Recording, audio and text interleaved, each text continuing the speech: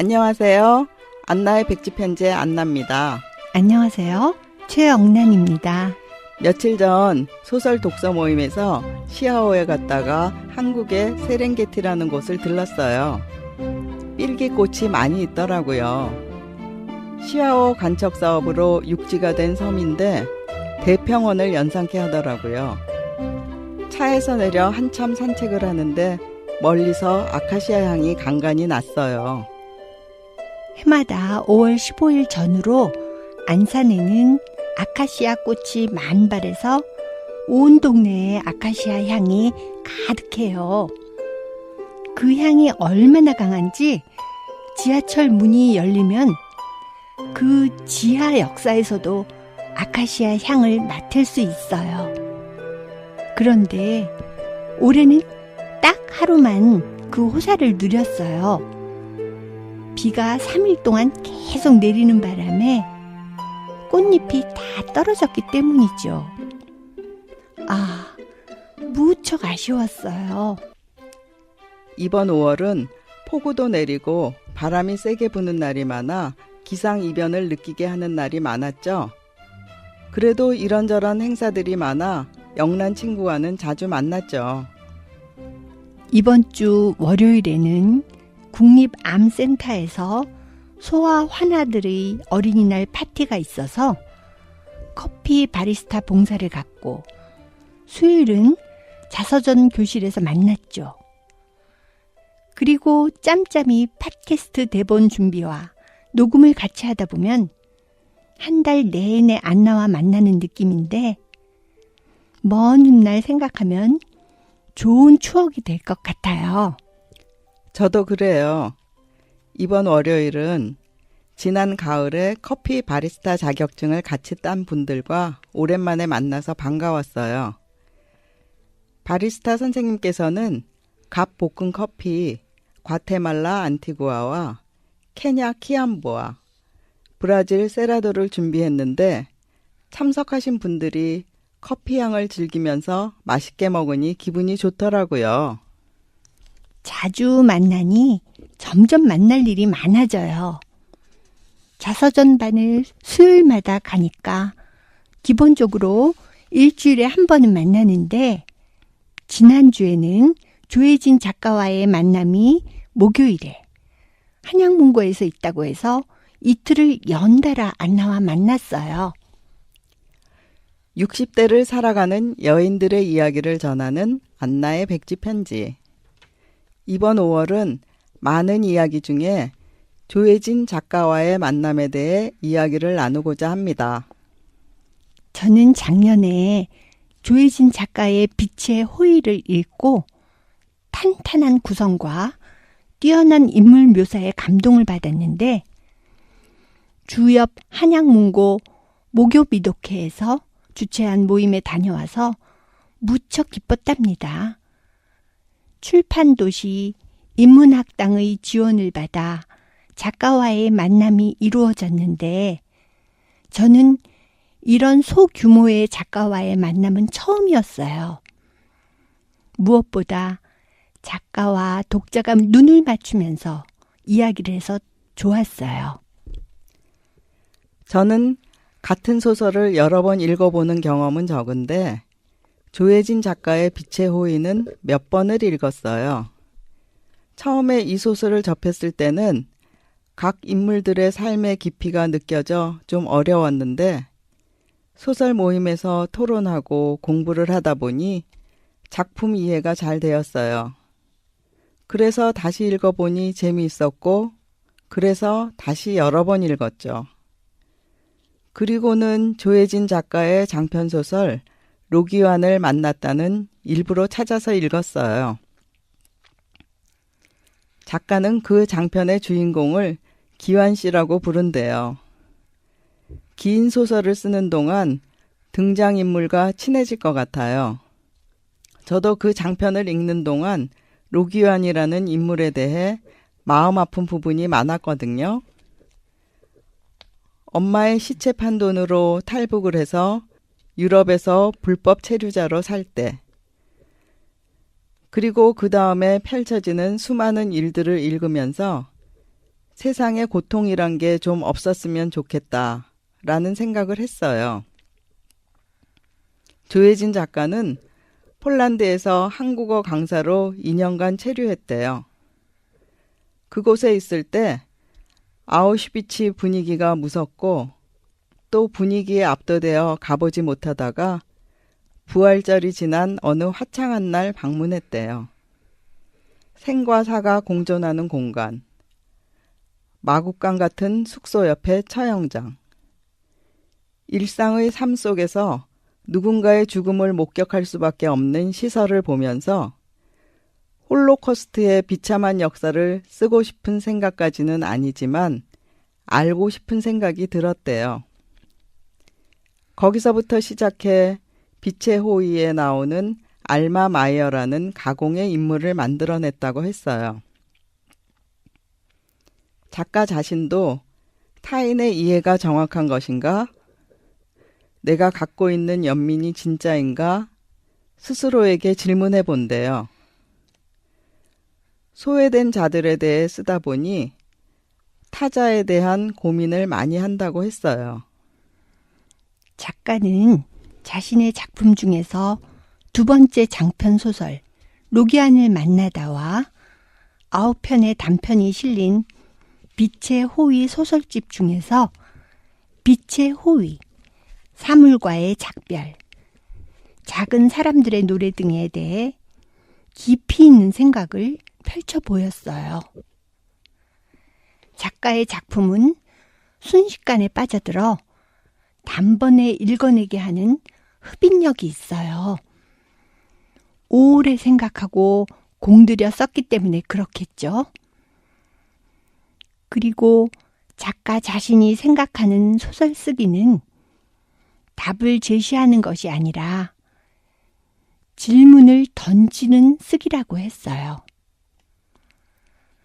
등장인물에게 작가 스스로 자신을 투영해보는 것을 목적으로 쓴다고 하더군요. 단편 소설 사물과의 작별은 일본 간첩단 사건을 재구성하는 방식으로 썼는데 간첩으로 만들기 쉬운 조건을 지닌 제1조선인에 대한 이야기를 쓰고 싶었대요. 간첩이란 누명을 쓰고 죄 없이 19년을 감옥에 살았던 서승 형제들을 생각하면서 썼는데 인물에 대해 예의를 갖추어서 쓰고 싶었다는 말에 작가의 깊이를 느낄 수 있었어요. 서승 형제의 부모님은 자식들 옥바라지를 하다 돌아가셨대요. 감옥에 가지 않은 다른 형제들의 고단한 삶도 설명하지 않아도 어떻게 살았는지 짐작이 갔어요.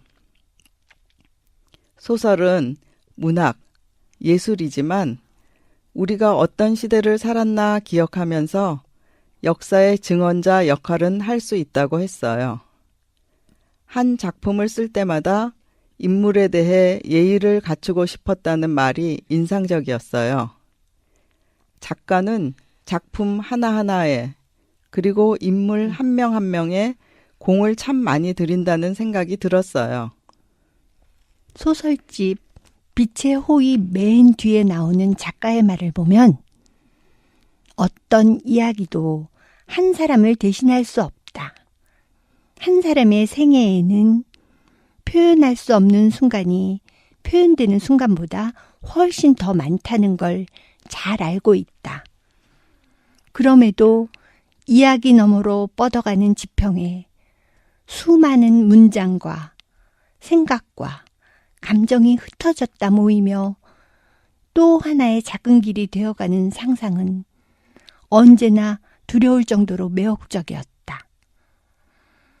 소설을 쓰는 내 삶이 고맙지 않은 적이 한 번도 없었다 라고 써 있었어요.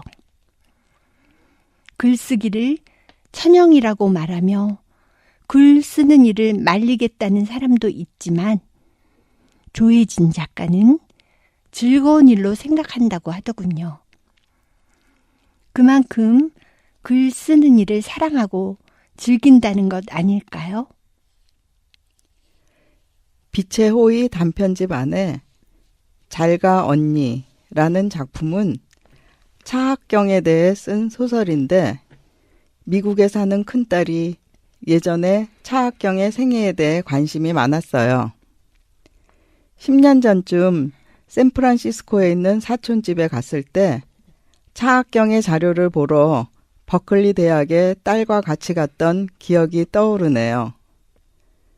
저는 딸 덕에 차학경을 알게 되었는데 조혜진 작가 작품에서 다시 만나니까 반갑더라고요. 소설 속의 인물 탐구에 대한 부분도 언급했는데 독자가 끼어들 여지를 주기 위해 작가는 인물과 적당한 거리를 두어야 한다는 말도 했어요.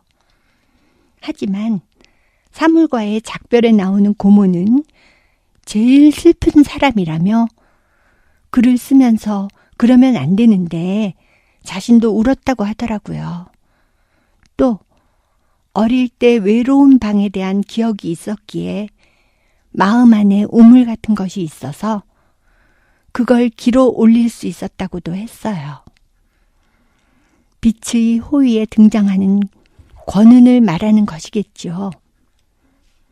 그리고 작가는 첫 문장은 책임져야 한다고도 했어요. 사건은 미해결로 끝날지라도 책임을 져야 하며 끝까지 붙들고 있어야 한다고. 그냥 나오는 문장은 없다고 하더라고요. 이 말은 요즘 자서전 쓰기 수업을 듣는 제게 매우 큰 울림을 주었어요. 가장 좋은 독서는 글을 읽고 영향을 받아 자신의 글을 쓰게 되는 것이라고 했어요. 조혜진 작가도 시간을 따로 두고 하루에 독서를 4-5시간 한다고 하더군요. 단편집을 소개하면서 언급한 책들이 많았는데 서경식의 디아스포라의 눈이나 서승이 쓴 서승의 옥중 19년, 그리고 프리모 레비의 이것이 인간인가 같은 책은 저도 읽어봐야겠다는 생각이 들었어요.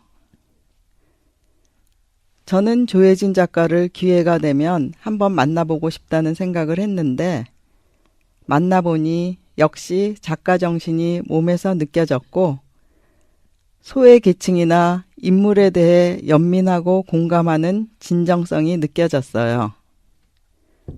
무엇보다 작가를 보니 겸손이라는 단어를 떠오르게 했고요. 저는 조혜진 작가의 작품을 읽다 보면 차곡차곡 치밀하게 쌓아 올린 건축물을 보는 느낌이었어요. 자신의 인물들을 통해 넓고 깊게 전하는 주제의식의 전개도 매력적이었고요. 진지함을 지닌 젊은 작가의 재능이 무척 부러웠어요. 앞으로의 작품도 기대됩니다. 시대를 고민하고 망각되어가는 일들을 기억해내어 재구성하고 타자에 대한 고민을 하는 젊은 작가에게 박수를 보내고 싶습니다. 소외된 계층의 이야기를 품위 있게 써내려가는 조혜진 작가의 내공과 품격이 놀랍습니다.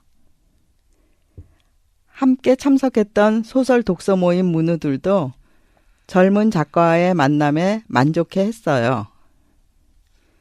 조혜진 작가의 소설을 사랑하는 마음이 정채봉 작가의 너를 생각하는 것이 나의 일생이었다 라는 시와 비슷하다는 생각이 드네요.